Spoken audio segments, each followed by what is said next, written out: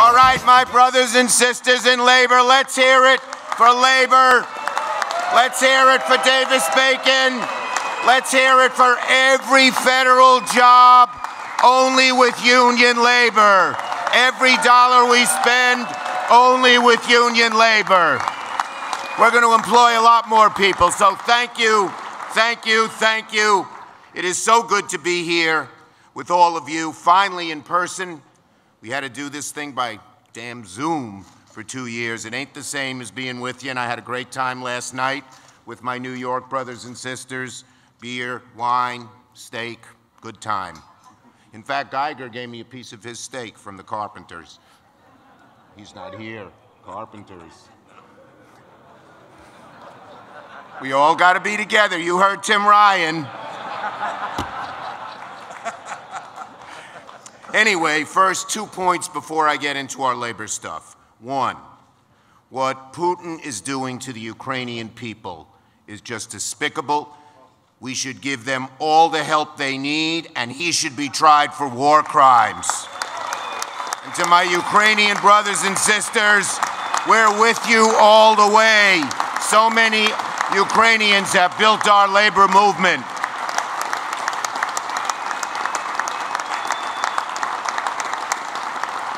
And second, as Majority Leader of the Senate, I get to put what's on the floor of the Senate. Tomorrow, we will put into the Supreme Court a pro-labor nominee, the first black woman to ever be on the Supreme Court, and she will be on our side.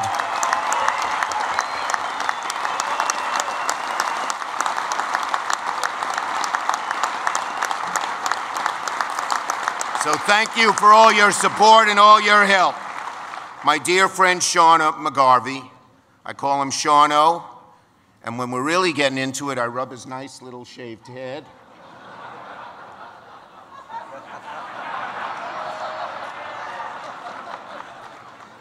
Sometimes we need to calm each other down a little bit. You know his personality, but what a great job he has done for the building trades unions. There is no fiercer advocate than Sean. We are all lucky to have him. Let's give him a round of applause as well.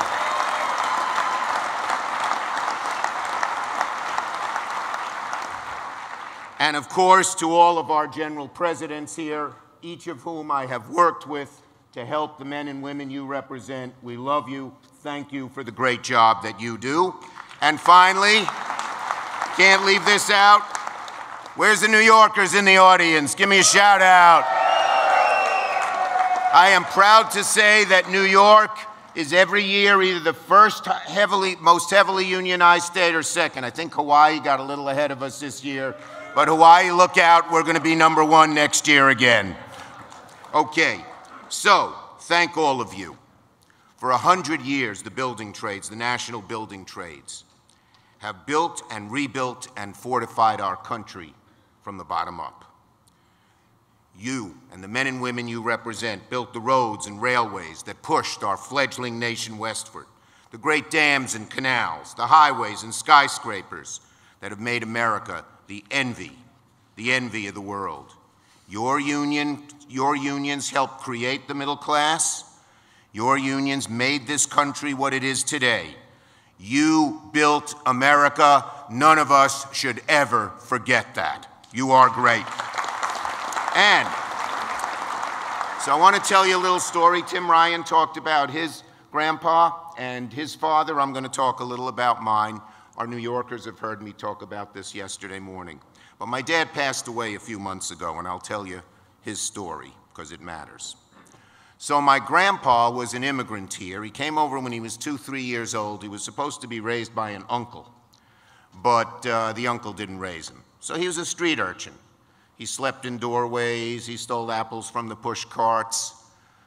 He never went to school, didn't learn to read and write. But when he was 14, on the Lower East Side of Manhattan, it was pouring rain. And he sees all these people going into a building. They're not charging admission, so he figures, I'll go in and get dry. What was the building? It was called the Labor Temple. It was built by the AFL-CIO to teach the new German, Irish, Italian, Jewish immigrants about the union movement. It was their national day, their annual meeting, and they had Eugene V. Debs and Will and Ariel Durant, the great labor historian, speaking, and he got religion. He became a union organizer. He was raised in Utica, New York. I was talking to your general counsel, who's also from Utica. My grandpa worked in the paper mills and helped founded the Paper Workers Union up in Utica, where it was founded. So he was a union guy all the way. My father was raised in Utica. Pearl Harbor occurs. My dad's a patriot. He enlists the next day. They give him a test. He scores real high, so they give him top secret clearance, and they teach him radar. In the early days, radar was being perfected. It had to see airplanes, but the secondary mission was to see mountains, because they were flying over the Himalaya mountains, and the mountains were enshrouded in clouds, and the planes would be crashing into the mountains. So my father helped perfect radar. He flew over 25 missions over the Himalayas, shot at all the time by Japanese Zeros, never hit. In fact, the only injury he got a parasite in the airfields in Burma, and he lost his hair. When I became a congressman, he said, "Now that you're a congressman, can I get my Purple Heart?" I said, "It's not for parasites, Dad." Anyway, he comes back, and my grandpa has lost his job as a union organizer. They didn't have those during World War II that much. And he had bought a little exterminating business in Brooklyn from a German American who was sure the Nazis were going to bomb New York, and this guy was moving to Montana. But my grandpa was an idealist.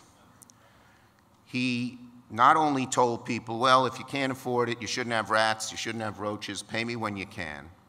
But he told the 3 workers who worked in the business how to form a union, and he promised to pay them more than he got paid.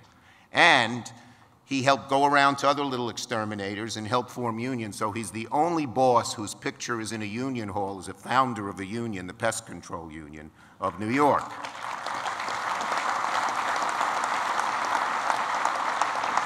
So if unionism isn't in my blood, I don't know what is. But in any case, my dad gets back from World War II. The family's starving. So my dad has to go into this junky little business. He hated it. He struggled in it for 45 years. He never complained. He never resented those who were given a better break in life than him. And now he's gone. He lived to 98. 30 years after he retired, he and my mom had 30 very good years together. But in any case, he left me with 2 values which motivate me. The first, he said, always try to help people who need help. That's what our Bible teaches us is the most important thing you can do. And second, if you do the right thing and you persist, God will reward you. That's what motivates me. Why am I a union guy? Because that is doing the right thing, that is helping people either get to the middle class or stay in the middle class, and I believe in you.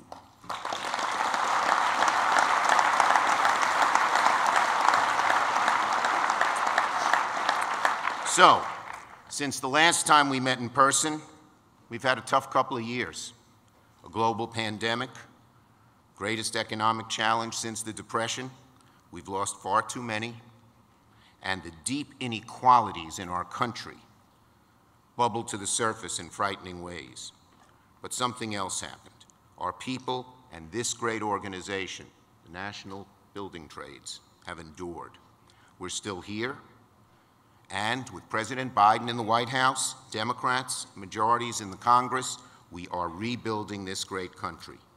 We have a lot to go, a lot more to do, but our country is better off today than any time since the pandemic. Here's a few reasons. In the first year of Biden's term, we've seen the biggest wave of job creation in the history of our country, the strongest economic expansion in 40 years.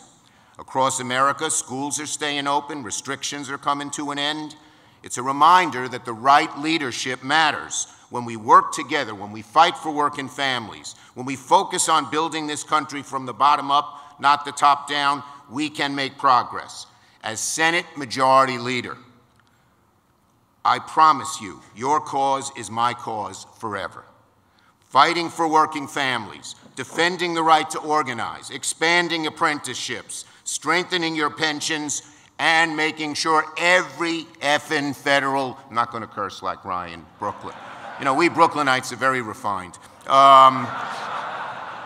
Every effing federal dollar only pays for union labor. Davis-Bacon and PLA everywhere.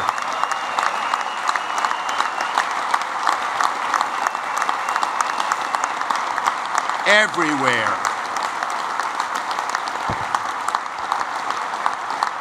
Let me talk about pension relief, which Sean was nice enough to mention. For years and years and years, our union members in the multi-employer plans had put their dollars in. Every week, every other week, you put in a small amount of money, but you know when you retired, it wasn't going to make you rich, but you could leave a life with dignity and help your family. I'll never forget, a Teamster came over to me in upstate New York. Big, burly guy, a whole lot of tattoos all over his arms, and he's got tears coming down his cheeks. And I said, "What's the matter, Bill?" He says, "My pension, I just heard they're going to cut it by 90%. He said, "I don't care about me, I'll do fine on my own. But I care about my wife, my kids, my parents, my whole family depends on that damn pension. Please save it." We had resistance. All of our Republican friends, frankly, said, "Yeah, we'll save the pensions by cutting every pension by over 50%. NFW, said Chuck Schumer. No way. You fill in the F.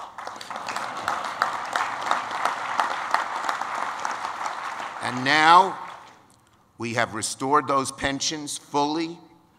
We tried for years to get Butch Lewis through, but McConnell made clear he was dead set against it unless we cut, when all the cuts came from labor, not from the bosses, but with the help of these great men and women on the stage here. With the help of all of you, we now have pension reform. The pensions are saved, and not one penny was cut from anybody's benefits.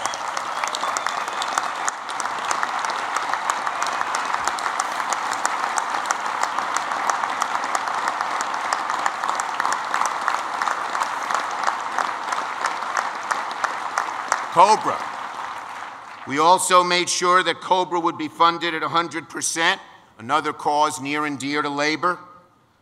The policies we passed said if you lost your job, and as we know, sometimes in the construction trades, employment can be volatile, but if you lost your job during the pandemic, you'd still get your health care even though you had no money coming in and couldn't pay the premium. A pandemic is no time to be ripping off people for health care. Some people said, all right, give them 85%. If you have no money coming in because you don't have a job coming in, how are you going to pay that 15%? We made sure in the Senate we paid 100% of COBRA. When you were out of work, even temporarily, your full health benefits were preserved. But maybe the best thing of all is the infrastructure law. To paraphrase my favorite former vice president, the infrastructure bill was a big effing deal, a big effing deal. There is not a single community in America, not one city, not one town, not one rural area that doesn't have some glaring infrastructure problem requiring immediate attention. Busted roads make it harder for people to get to work. Dilapidated schools make it harder for kids to learn. Clogged up seaports, railways, airports strain our supply chain, hurt small business, raise the cost on consumer. But with this new infrastructure bill, we secured a record. Never has more money been put into building infrastructure than in this bill. $1.2 trillion built with union labor to rebuild and restore this country. You're going to have a whole lot of work, folks. A whole lot of work. More maybe than you've ever had.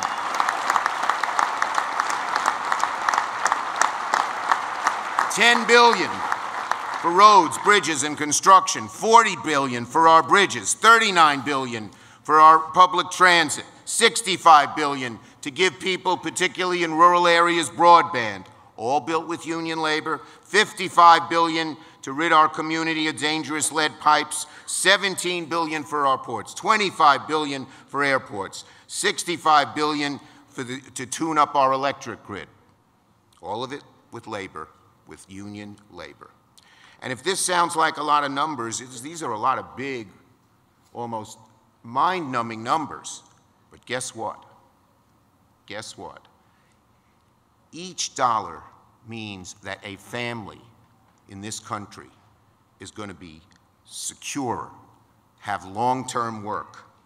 And we worked really hard to make sure that happened. We also put in a local hiring law, so when you need new people, they'll be from your communities, they'll go into your apprenticeship programs, and once people get a good construction job, they have a good middle-class life for the rest of their lives. So it's a ladder up. No, there is no better ladder up in America for people who are struggling to get to the middle class than your unions and their wonderful apprenticeship programs. That is all in this legislation. You can be sure on anything we do there's going to be Davis-Bacon. You may have heard about this new CHIPS law, so we can actually build these semiconductor chips here in America. We do all the research, and this relates to Tim Ryan's great speech. In Ohio, please work hard for him. If I have 52 senators, you know how much easier life is going to be for all of us?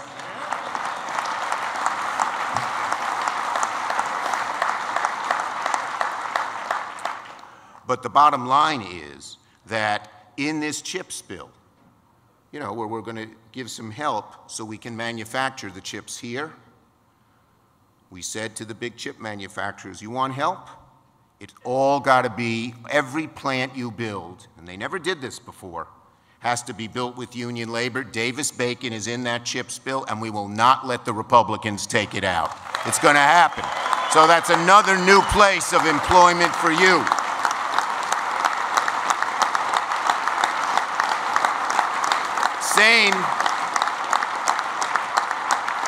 Same with rural broadband. Sometimes it's harder to organize in the rural areas. But when you got to build that broadband in rural areas and it's got to be done with union labor, it's going to be a great tool for you to expand your membership in some of the areas where it's been most difficult. When we write these laws, of course we think of what families need. They need broadband. But we also think of strengthening the labor movement, because if the labor movement is strengthened, if more people are unionized, America's middle class will be far more secure than it is today. We must increase the number of people who are unionized, and that's why we're fighting for the PRO Act as well. We are going to fight with Sean and all of you to get the PRO Act done, so the percentage of those organized, so the scabs will decline. We have a big rat in New York that some of our trades bring around for these buildings that aren't built with union labor. Once we pass the PRO Act, that rat can retire.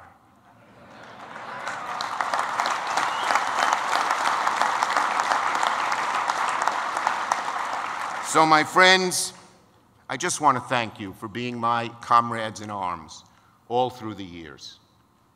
All through the years. The building trades have been with me through thick and thin. When I first got elected, I called our leadership, particularly in New York, and said, you elected me.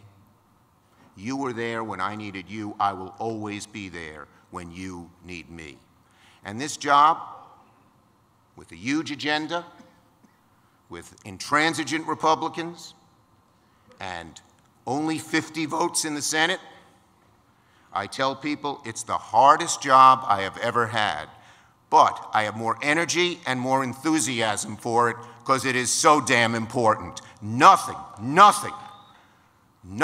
will have me rest until our whole agenda is passed, until America is more unionized, until we see jobs, good-paying construction union jobs, growing from one end of the country to the other.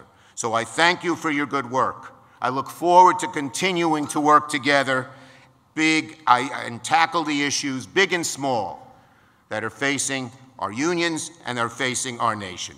God bless all of you. God bless the building trades, and God bless the United States of America. Thank you. I love you. On to more victories, everybody.